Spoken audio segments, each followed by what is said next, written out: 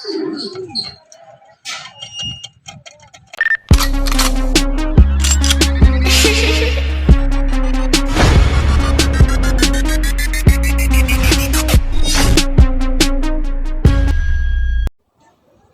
ito kalapatids nung ano siya magkabaliling.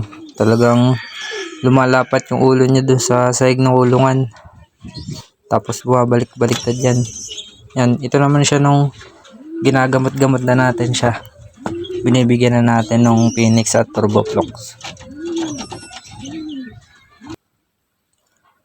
Dito mga kalapatids ay nakakatayo na siya ng ayos Medyo lumalakas na rin siyang kumain mga kalapatids. Yan. Medyo tumatapang na din. Kiling na lang siya. Dito mga kalapatids ay parang hindi siya nagabaliling. Yan, kasi ayos na yung tayo niya, namamara-mara ko na din. Malakas na din talaga siyang kumain mga kalapatids. Kaya bumalik na yung dating katawan niya na bilugan na medyo mabigat. Yan. Possible cup to mga kalapatids. Ito yung isa mga kalapatids Hindi masyado malala yung naging baliling nito kasi kumiling lang siya. Kaya mabilis din natin siyang napagaling mga kalapatids.